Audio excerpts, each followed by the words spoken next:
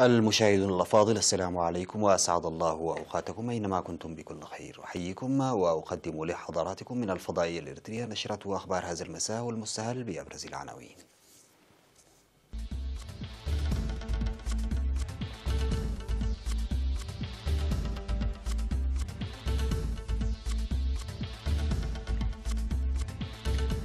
انخفاض في نسبة الأمراض الحيوانية في إقليم شمال البحر الأحمر. جهود لتقوية جمعية الخضر والفاكهة في كرن.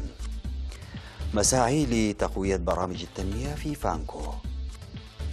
قائد قوات شرقي ليبيا يأمر قواته بالتحرك صوب طرابلس. بعد 9 أشهر من الحرب التجارية توافق جديد بين الصين وأمريكا. والبرلمان الأوروبي يوافق على إعفاء البريطانيين من تأشيرات الدخول.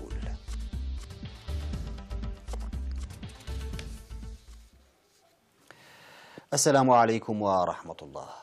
أعلن مكتب وزارة الزراعة في إقليم شمال البحر الأحمر عن انخفاض الأمراض الحيوانية في الإقليم بفضل جهود وزارة الزراعة المتواصلة في مجال صحة الحيوان. أوضح المسؤول البيطري في المكتب السيد محمود إدريس عن تطعيم أكثر من 155 رأسا من الماشية مجانا بفتح 55 نقطة تطعيم في مديريات فرو ومصوع وجندع وشعيب وأفعبت. وذكر عن القيام بالمتابعة المستمرة والجادة لمكافحة الأمراض المنتقلة عبر الحدود لمتاخمة الإقليم لدول الجوار، مشيرا إلى وجود ماشية لم تخضع للتطعيم نتيجة لحياة الترحال الرعوي وسيتم تطعيمها بعد عودتها.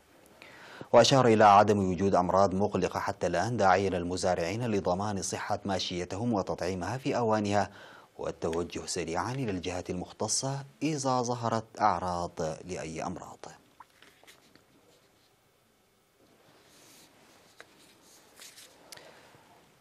أعلنت جمعية منتجي الخضر والفاكهة في مديرية كرن في مؤتمرها الخامس عن بذل الجهود لتقوية التنظيم وتفعيل أنشطتها.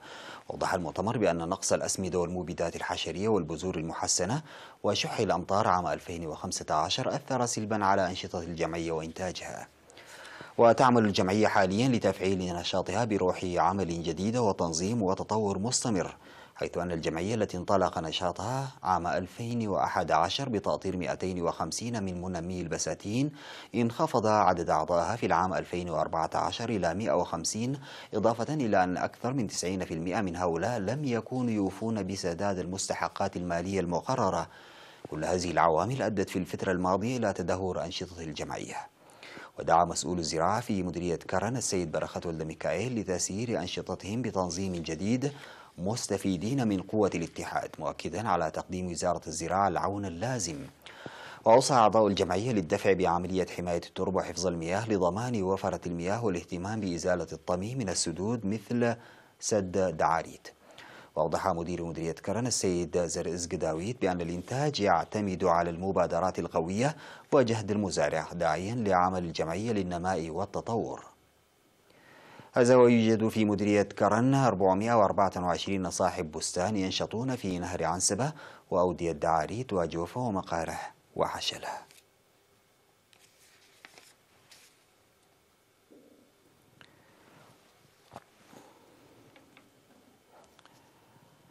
تضمنت الدورة التدريبية التي نظمت للمشاركين في الحملة التي انتهت بنجاح لإبادة الجراد ودودة الحشد الخريفية، تضمنت حفظ المبيدات والمعدات المستخدمة في عملية الإبادة. وهدفت الدورة التي استمرت لأسبوع في شعب لضمان سلامة الأحياء والبيئة بصورة خاصة.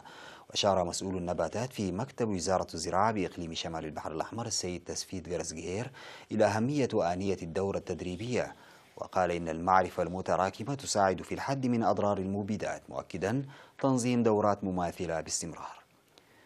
من جانبه أوضح مسؤول النباتات والحيوانات في وزارة الزراعة السيد برقيع عوبا ميكائيل إن إبادة الآفات عمل جماعي ويتطلب تنسيقا كبيرا بين المزارعين والخبراء.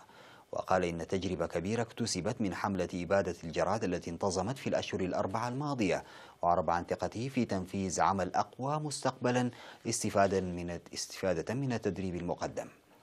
وذكر مدير مديرية شعب السيد أبو بكر إبراهيم أن متابعة مزارعي شعب للآفات باستمرار أسهم في إنجاح حملة الإبادة، داعيا لتقوية نقطة مراقبة الجراد الموجودة في شعب بالقدرات البشرية والمعدات.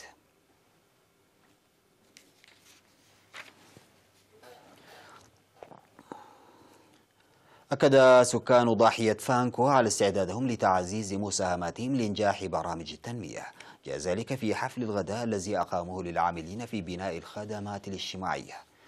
وقال مدير ضاحية فانكو السيد إبراهيم محمد في المناسبة إن السكان يسيرون حياة مستقرة نتيجة لحل النقص في الخدمات الاجتماعية. أشار السكان إلى أن الأعمال التي نفذت في الفترة القريبة الماضية مكنتهم من الحصول على خدمات مياه شرب صالحة وكهرباء مستدامة. من جانبه أوضح المدير التنفيذي لإدارة مديرية تسنية السيد تسفازجي عقبازجي أن إرسال الخدمات الاجتماعية في فانكو يعكس العمل الجاري لإحلال العدالة الاجتماعية.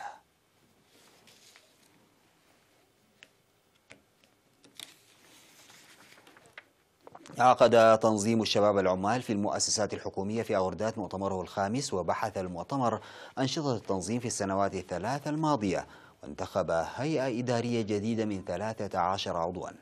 وقال مدير مديرية أوردات السيد إسحاق طعماي في ختام المؤتمر إن إدارة المديرية ستعمل جاهدة لإنجاح البرامج التي وضعها المؤتمر. ويضم تنظيم الشباب العمال في المؤسسات الحكومية في أوردات 582 عضوا. في غضون ذلك أجرى فرع الاتحاد الوطني للشباب والطلبة في مديرية مايمنه انتخابات الهيئة الإدارية، ودعا المشاركون لأن يبدي الاتحاد اهتماما بأنشطة التوعية والتنظيم للقيام بأعمال فعالة.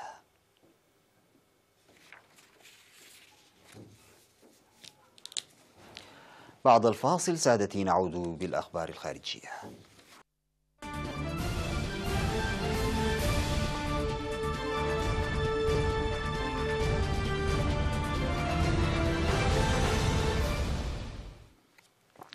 أمر قائد قوات شرقي ليبيا الجيش الوطني الليبي خليفة حفتر قواته بالتحرك صوب العاصمة طرابلس ليصعد بذلك صراعه مع الحكومة الليبية المعترف بها دوليا إلى مستوى جديد ينذر بالخطر. وقال مسؤولون من شرقي ليبيا إن قوات حفتر اقتربت من الجنوب والغرب سعيا لتطويق العاصمة، وسيطرت على مدينة جنوبي العاصمة قبل أن تتوقف بسبب حلول الليل على مسافة تبلغ نحو 60 كيلومترا جنوب طرابلس. ويمثل الهجوم تصعيدا خطيرا في الصراع على السلطة الذي تشهده ليبيا منذ الإطاحة بمعمر القذافي في عام 2011. والعاصمة هي الجائزة الكبرى للحكومة الموازية في شرق ليبيا التي يدعمها الجيش الوطني الليبي بقيادة حفتر.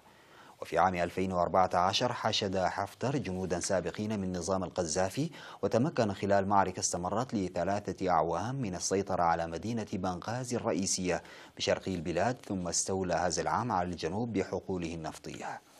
وفاجأ الهجوم الأمم المتحدة التي وصل أمينها العام أنطونيو غوتيريز إلى طرابلس للمساعدة في تنظيم مؤتمر وطني للمصالحة. وقال غوتيريز إن ليبيا بحاجة إلى حل سياسي وليس عسكري. في الوقت نفسه قالت حكومات فرنسا وإيطاليا والإمارات وبريطانيا والولايات المتحدة إنها تشعر بقلق بالغ بشأن القتال. قال الرئيس الأمريكي دونالد ترامب يوم الخميس إن اتفاقا للتجارة مع الصين بات قريبا جدا وقد يتم الوصول إليه في حوالي 4 أسابيع.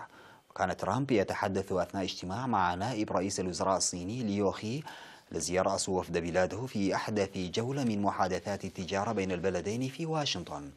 وقال ليو إن الجانبين حققا تقدما كبيرا في المفاوضات. وقال الممثل التجاري الأمريكي روبرت لايتهايزر إن بعض القضايا الرئيسية في محادثات التجارة ما زالت تنتظر الحل. هذا وأعلن نائب رئيس الوزراء الصيني ليو هي أن توافقا جديدا قد تحقق فيما يتعلق بالاتفاق التجاري الذي يتم التفاوض بشأنه بين الصين والولايات المتحدة بحسب ما أفادت وكالة أنباء الصين الجديدة.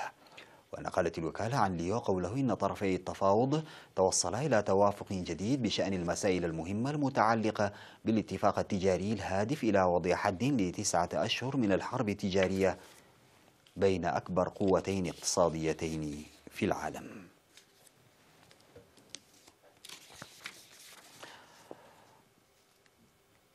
وافق البرلمان الأوروبي الخميس على قانون يعفي البريطانيين من تأشيرات الدخول إلى دول التكتل حتى في حال خروج بريطانيا من الاتحاد من دون اتفاق. وتطبيق هذا القانون رهن بمعاملة بالمثل من السلطات البريطانية، ويسري في كل دول الاتحاد الأوروبي ما عدا أيرلندا التي لديها ترتيبات ثنائية مع بريطانيا. ويطبق القانون أيضا في دول منطقة شنغن. ويعني القانون أن بإمكان البريطانيين القيام بزيارات تستمر أقل من 90 يوما إلى دول الاتحاد ومنطقة شنغن بدون تأشيرات دخول، حتى في حال خروج بريطانيا بدون اتفاق.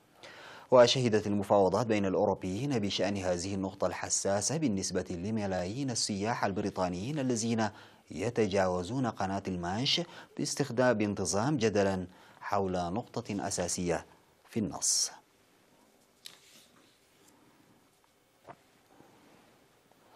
تمكن مغني من جمهورية الدومينيكان من دخول موسوعة غينيس من خلال غنائه لمدة 106 ساعات متواصلة. وقدم كارلوس سيلفر مئات الأغنيات في أحد المنتزهات في العاصمة سانتو دومينيغو لمدة تصل لأكثر من 105 ساعة، كما حضر المئات في محاولة لدعم سيلفر في محاولته التي استمرت ل4 أيام. وقال أحد المسؤولين في موسوعة غينيس للأرقام القياسية بأنه سيتم متابعة التسجيلات المصورة للحفل للتأكد من أن سيلفر غنى بشكل متواصل. وبحسب قوانين غينيس فلدى سيلفر 30 ثانية للاستراحة بين كل أغنية و5 دقائق للراحة كل ساعة غناء. يذكر أن الرقم القياسي السابق كان 105 ساعة حطمه مغن هندي.